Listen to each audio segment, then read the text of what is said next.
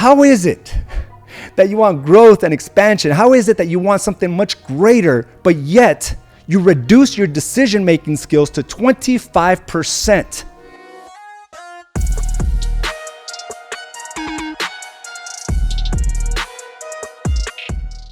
All right. Welcome to another episode of Mindset Mastery. Thanks for joining me here today on a Monday. And we got a big week planned ahead, including the state of the market report this Wednesday. And I got some insightful information that will help you push forward powerfully. And as a business owner, now going on over 20 years as a business owner, I realized how important it is to have that certainty, to have confidence in your decisions. And also how dangerous it can be if you ask for the opinions of someone that hasn't taken the risk that you have over the years. And it's real easy to kind of succumb to that type of advice, especially when you have so many people that are close to you, so many individuals that mean so much to you, that we do care what they have to say, but sometimes I think we ask due to the sheer fact of comfort because we already know what they're going to say. And we all have these big decisions that we need to make, but yet we ask the same people because, well, they've been there our entire lives. We ask our parents, we ask our siblings, we ask close friends, high school, college friends, thinking that they have our best interest in mind. And guess what? They may have your best interest in mind and they want to see you safe. They don't want to see you struggling. They don't want to see you exhausted, overworked. So I completely get it why it's so easy to ask the advice from those that are so close to us. But one of the things that I had to realize over my 20 plus year career as an entrepreneur, as a business owner, is that not many people are willing to take the risks that I have. Not many people are willing to put it all on the line. Not many people are willing to work all hours of the day and night to chase after a dream, after a vision that is filled to the core of what I do each and every day. Something that's constantly on my mind, something bigger. The thoughts never stop, right? So how can I go to someone that has never taken that type of risk? And I think, again, if we don't stop to analyze, who we have in our surroundings, in our environments, and really analyze, like, am I asking the right person for the direction of where I want to go? And am I taking their opinion as the final decision? Or should I take those individuals' opinion and make my own decision from it? And this can be from people outside of our circles. It could be people within. And I remember reading this, and I actually took down this entire write-up from a book. It's called The Way of the Superior Man by David Data. And there's just so many lessons in this about how important it is to make your own decision. Because choosing otherwise will only weaken you as a business owner, will only weaken you as a husband or a wife, right? Or as a parent. Taking someone else's advice when you know to the core that your decision should be different is a way to erode everything you've built up to this point. And oftentimes what happens if you take their advice knowing that you should be choosing something different, a resentment brews within. Now you have someone to blame. Now you have someone to point at and say, it's because of you. You told me to do this. When in fact, it is our job to take somebody else's opinion, analyze it, to determine if it fits within what we want. And again, this happens as a business owner. This happens on big decisions you want to make.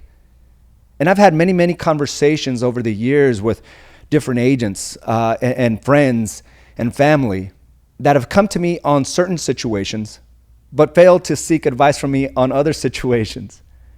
And oftentimes when they fail to come to me or just don't bring it up to my attention, I'm not saying, I'm the person that they should finally come up to, but they know what I'm going to say. And sometimes when the fear is real, when there's an ability to maybe at some point fail or feel the hardships of the work, I'm not the first person they come to because they know what I'm going to say. So if they want to hold back, knowing that everything within them is telling them to make that decision, to take that risk, they'll ask somebody that hasn't taken that risk and then make a decision based on that. What ends up happening when you hold back, knowing intuitively knowing that you should move forward, it erodes certainty. It erodes your ability to make decisions powerfully. Because if you come to me, I'm only going to tell you what I've done. I've gone for it. I've gone for it in a massive way. Even with fear bearing down my entire life. Even when things feel very difficult, I still move forward. And knowing that, sometimes we're like, well, I better ask this other person. When they haven't taken the risks. When safety is their first, their first thought. Stability, right? Security, which is something that we should all think of, but not at the cost of our ambitions. We have to learn that we have to take those risks to create what we want. But I'm going to read this to you, and we're going to break it down because I think it's so important. I think oftentimes we just have to stop listening to others. We just have to look within. What do you truly want? What is that inner voice telling you? What is that feeling telling you? It's not telling you to just stay where you're at. We're creatures of growth and expansion. That's who we are. We're meant to create something by our Creator. So I'm going to go through this, and I want you to kind of analyze it within your relationships, within your business, and every other responsibility that you have. Don't be so quick to ask for somebody else's advice unless they've actually lived it, unless they've actually made the decisions that were very difficult, unless they were the individuals that pushed the envelope. You got to be able to be very clear about who it is that you seek advice from. And then when you do seek that advice, again, make it your own. Don't use them as a vehicle to blame them later on if it does fail. This is a decision you must make. You should always, and this is again a book that was designed for, the end reader, the end user is a man, right? The Way of the Superior Man. So this author created this book for a man. So when I say the word woman, you can plug in any person you want. It could be a parent, a friend. It could be a relative. Just plug it in, okay? So don't get caught up on just one word specifically. But there was a chapter he said, you should always listen to your woman and then make your own decision, okay? You should always listen to your parents, but then make your own decision. If you choose to go with your woman's suggestion, even when deep in your heart you feel that another decision is more wise, you are in effect saying, I don't trust my own wisdom. You are weakening yourself by telling yourself this. You are weakening your woman's trust in you. Why should she trust you if you don't trust yourself? So think about that in general, right? You know you should be making this decision. And I've been in situations and conversations where you know you should quit your job. You know you should be taking that next step. You know it deep in your heart and soul you should be doing this, going all in. But when you don't, and this is something that I'm very proud of, and I think I gained a lot of respect from my own spouse. When everything was on the line, I had a safe career. I had many things that were working in my favor. We had a baby on the way. But I also knew that I was meant to create something bigger. That entrepreneurship was in my blood. When I made the decision to go, it was Carla's job to question that. Not because she didn't support me.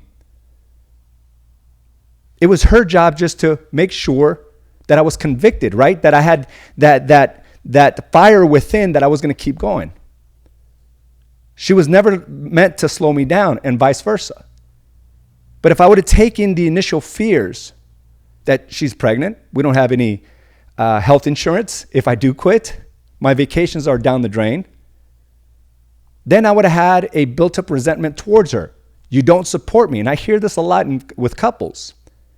They don't support me. No, just because they ask questions of you based on your history of maybe quitting, of not being certain, of making a decision based on their opinion and not your own, of course they're going to question you. Of course they're not going to have 100% confidence in you, but it doesn't mean that they don't trust you.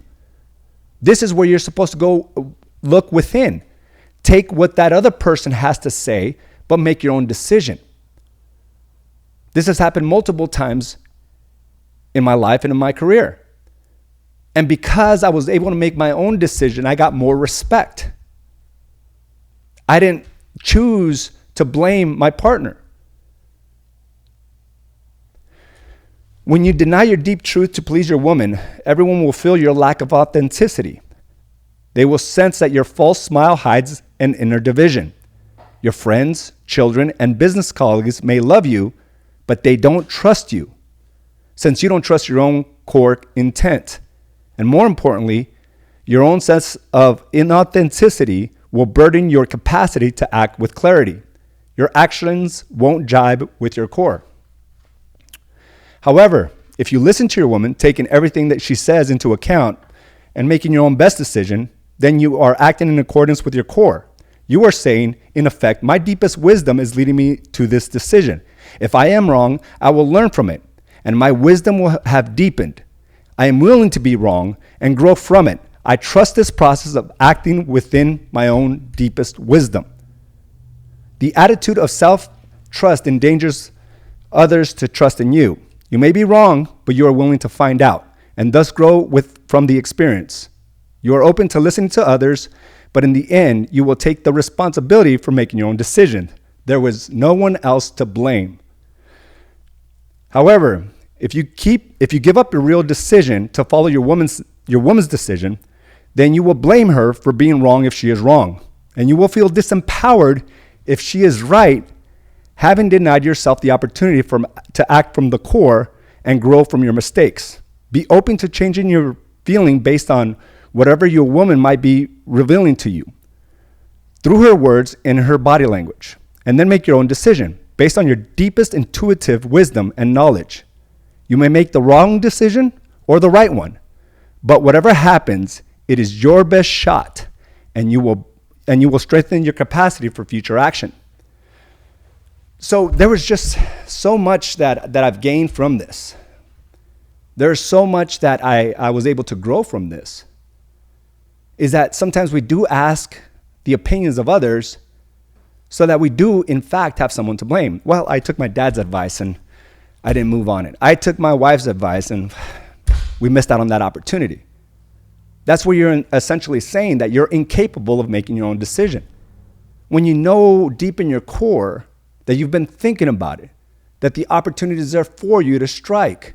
It's not meant for you to hesitate and ask the opinions of others. And it seems like we sometimes, when we're inundated with fear, we ask those that haven't taken the risks. But when we make a decision and are about to pull the trigger, we just need somebody else's advice to kind of push us forward, right? So we ask those individuals we should have asked from the very beginning. Hey, should I go on this investment? Does it make sense? Yes, it does. Okay, then move forward.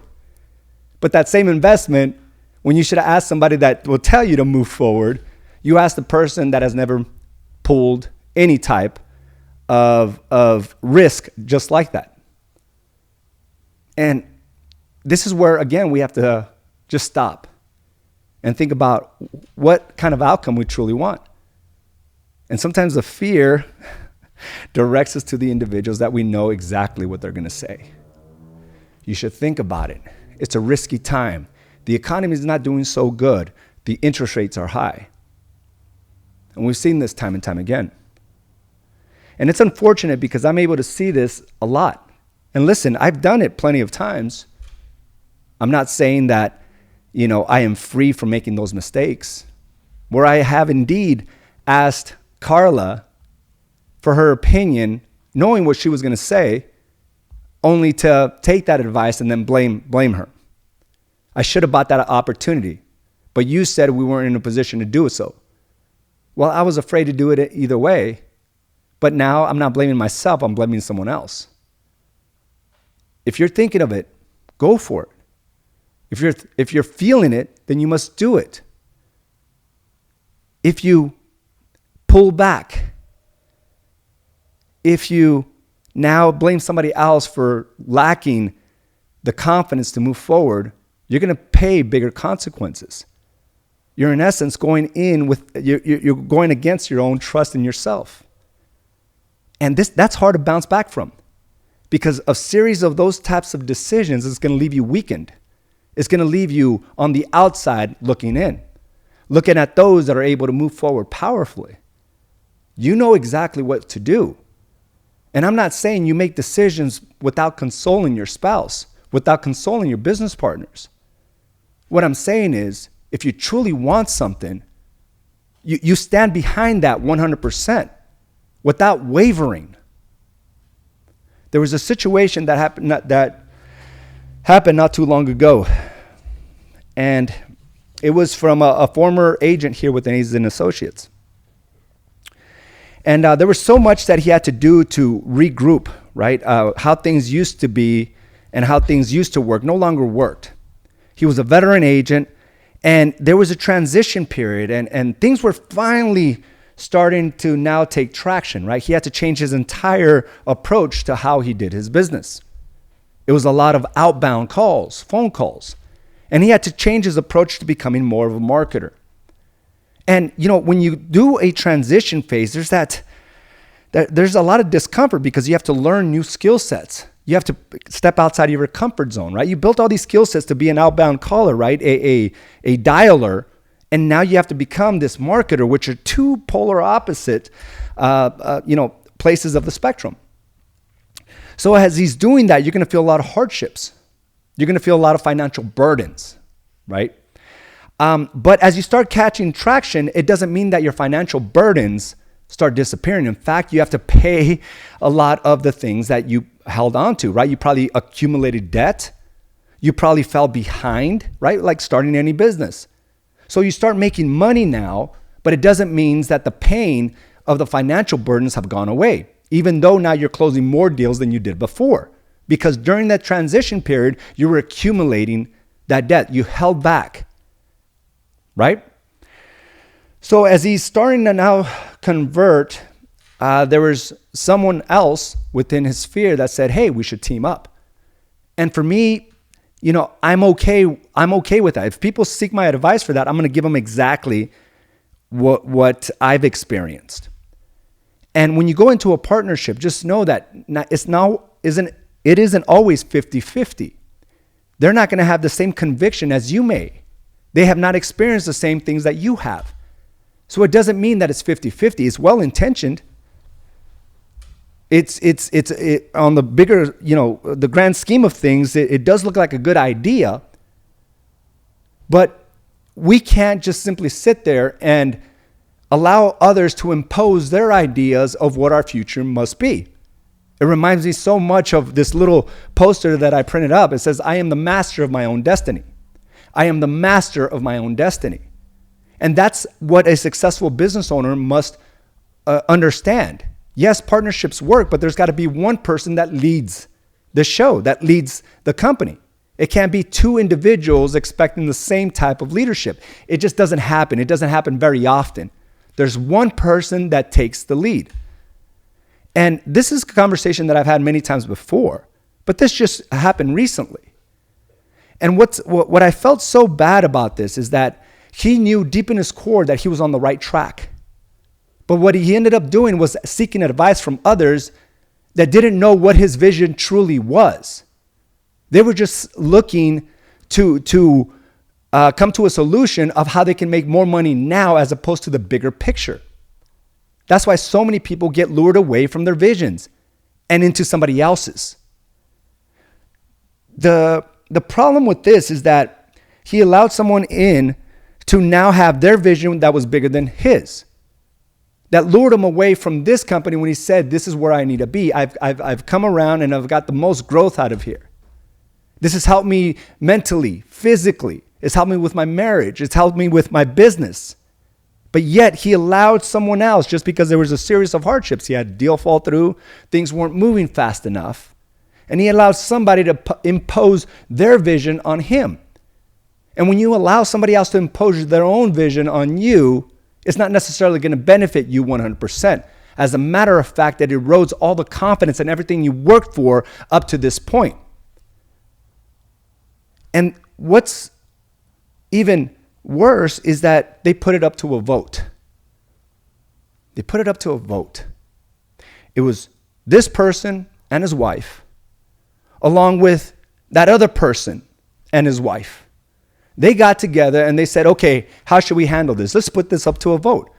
How is it that you want growth and expansion? How is it that you want something much greater, but yet you reduce your decision-making skills to 25%? I couldn't believe it.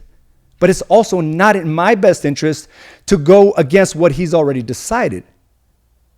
But it boggles my mind, if we want something so bad, how are you going to give the decision-making rights to somebody else, including your own spouse? If I want something really, really bad, I'm not going to be put in a position where I get discouraged or persuaded not to move forward. When you want something really, really bad, that means you'll do whatever it takes, including going against the current, going against what your spouse may want.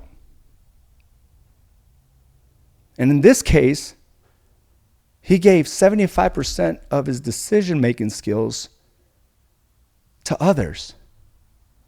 How does that make sense?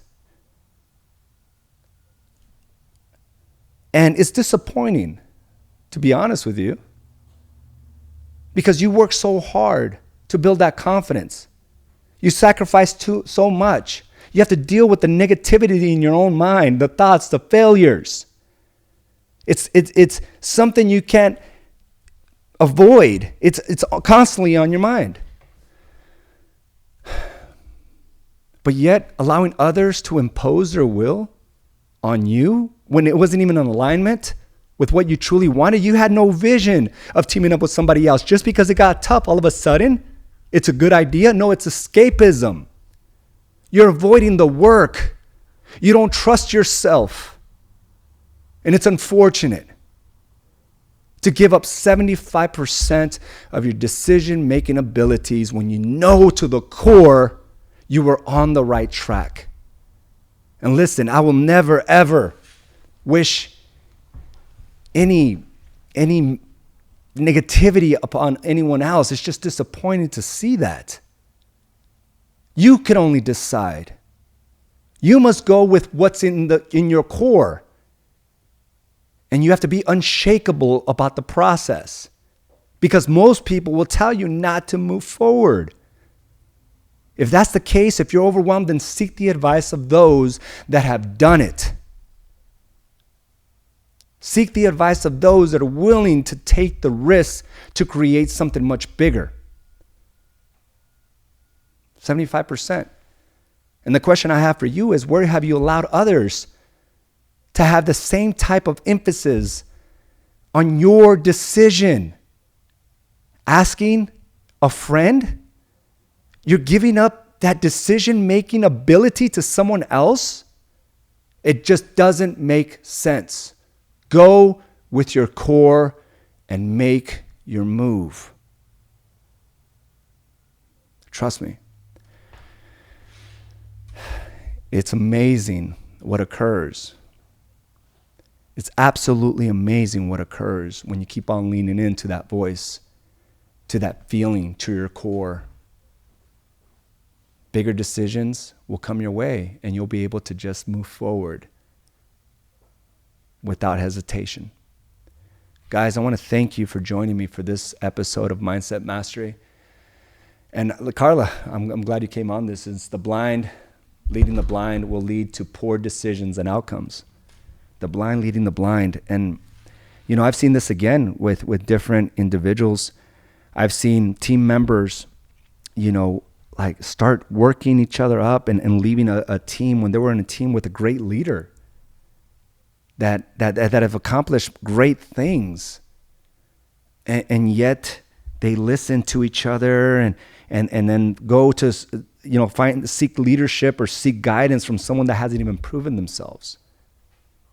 And all it takes is for you to really see who you're taking advice from. Hear them out. What have they accomplished? Is it all just smoke and mirrors? Because that is essentially what it comes down to. The blind leading the blind. I know exactly who I have to go to if I do seek advice. And listen, their advice is not the final decision that I have. I take that into consideration. And that's what I love about Carla and myself. When she really wants something, she'll ask me. I'll have my own opinion, and guess what? Carla will make her own decision based on what she feels, and vice versa. Because the last thing we want is to have this resentment of blaming each other for holding back. Guys, I want to thank you again for another episode of Mindset Mastery. Have a great day, and I will talk to you soon. Bye now. Thank you for joining us for this episode of Badass Agents Podcast, brought to you by AZ & Associates and Do the Work Coaching and Consulting. You can watch this and other episodes by subscribing to our channel on YouTube or by visiting us directly at badassagents.com. And of course, you can listen to this episode and many others on your preferred podcast provider.